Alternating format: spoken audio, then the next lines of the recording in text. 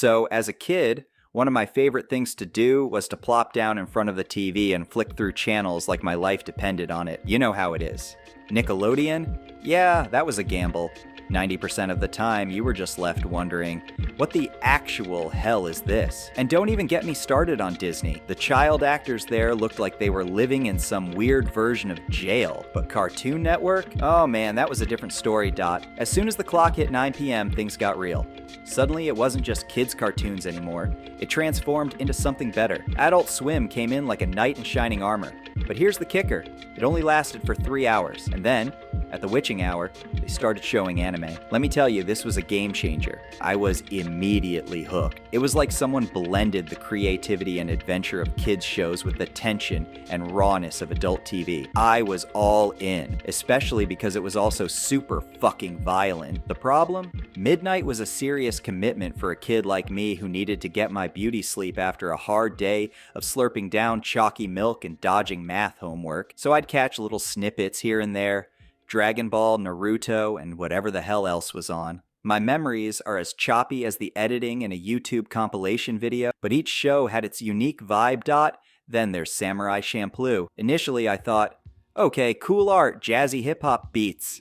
But then I actually watched the whole damn thing, and wow, it's an emotional roller coaster. So, here's the deal. The show follows this unlikely trio. Fu, a 15-year-old waitress whose life goes up in flames when two samurai decide to go full Mortal Kombat in her tea shop. Now, she's on a quest to find the samurai who smells of sunflowers, but it's 1600s Japan. And girl, if she travels alone, she might end up in a real-life horror story. Her bodyguards. Two absolute morons who inadvertently burned her home down. Each episode kicks off with them rolling into a new town, broke and hungry, and guess what? They've got a hustle to eat. The world they traverse is grim. Corruption, slavery, gang violence, you name it. But at the end of each episode, they somehow end up back on the road, heading toward their next disaster. Dot. At first, I found the episodic structure a bit disjointed, like a playlist on shuffle mode, but the more I watched, the more I got attached to Fu and her two idiots. It was like watching a weird family dynamic unfold. Initially, Fu seems like a bit of a pain in the ass, constantly getting kidnapped like she's got a sign on her back, but then you realize she brings a crucial balance to the group. Her charm and resourcefulness make her just as essential as the guys. Dot. Then there's Mugen, the wild card. This dude was my pre-teen hero.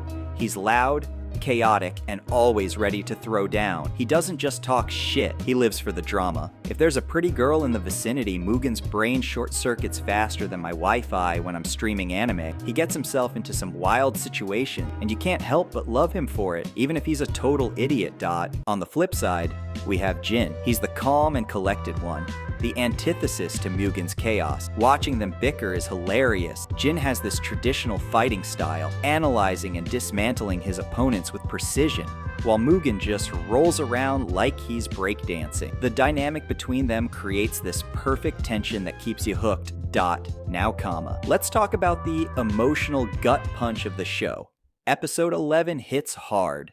Jin falls in love with a prostitute, and it's heartbreaking. You see how tragic her situation is, forced to work in a brothel to pay off debts. It's like a punch in the gut when you realize how grim the world of Samurai Champloo can be, especially when you think back to earlier episodes where dreams crumble and good people don't always win. Dot. And while Jin is wrestling with his feelings, Mugen and Fu are busy betting on beetle fights, creating this jarring contrast. You feel conflicted watching it.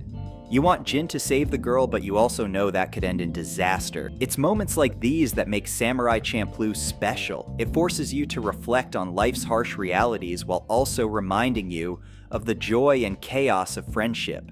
The music.